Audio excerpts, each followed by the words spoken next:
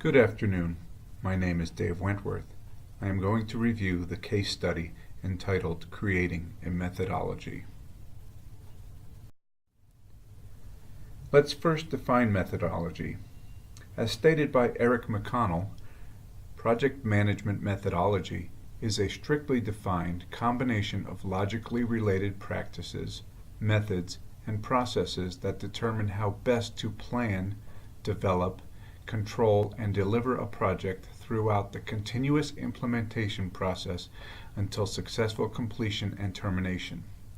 It is a scientifically proven, systematic, and disciplined approach to project design, execution, and completion.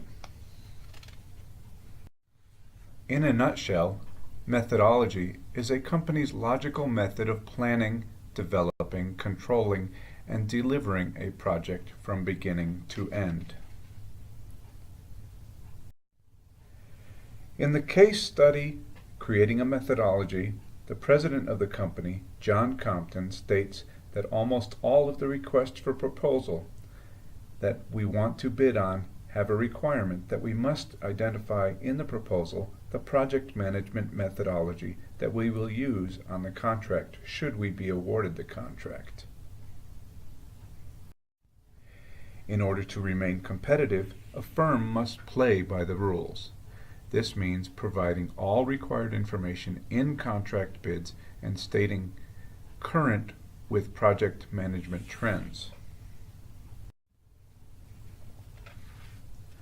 Many companies advertise requests for proposals and requests for quotes to solicit bids for services and products.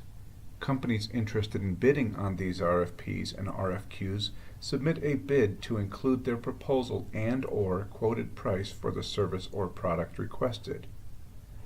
The advertising firm may stipulate how the RFP or RFQ is to be formatted and what information will be submitted in the complete bid. Failure to submit bids in the proper format disqualifies the bid and that company from competition. In this case study, John Compton's dilemma is, we have no project management methodology. Even though a consultant was brought in last year to explain the benefits of project management and the value of enterprise project management methodology, there has been no progress to date. So what does this say about the corporate culture? It certainly appears that the corporate culture of the company is somewhat laissez-faire. It appears that the company feels that developing an enterprise project management system is just another bump in the road that they can ignore by kicking the can further down the road. They feel that the added workload of developing and maintaining the EPM system will not be worth the effort in the long run. If they were to create an EPM system, some of them feel that they may lose power and authority within the company without fully understanding how the company would be affected.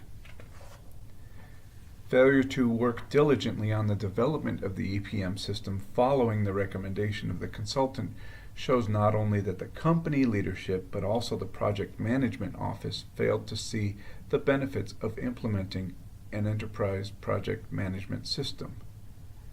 The company obviously sees that more and more requests for proposal require information submitted in regards to the project management methodology, yet fail to have taken steps to develop a methodology to keep them competitive in the bid process.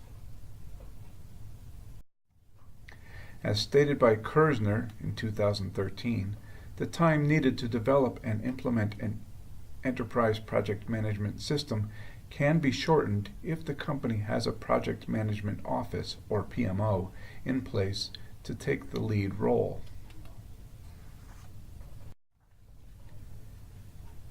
The company reluctantly formed a project management office, which reported to the Chief of Information Officer in the company.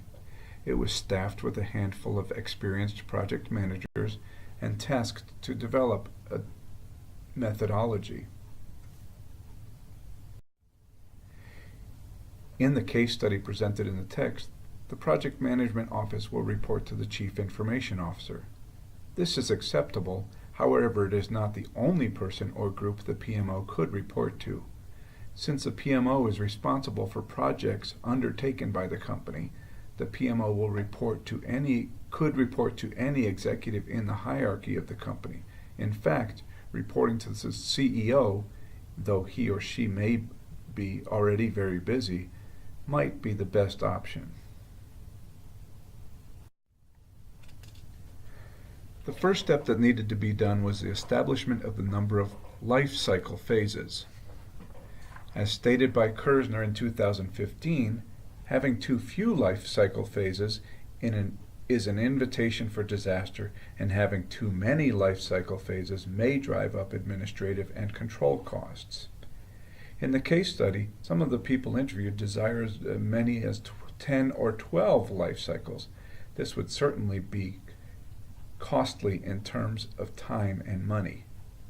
5 or 6 life cycle phases would break the project down sufficiently without being administratively challenging.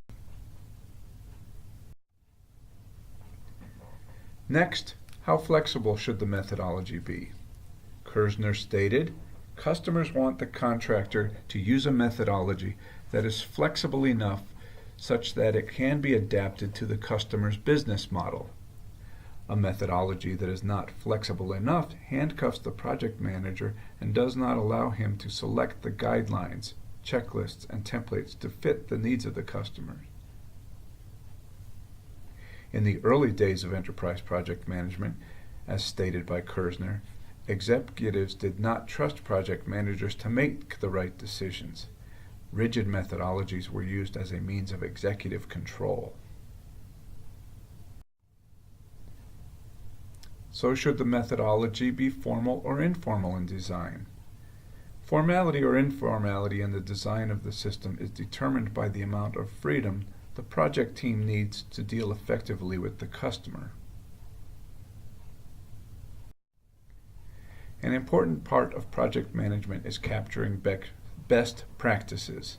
Every effort should be made to capture best practices.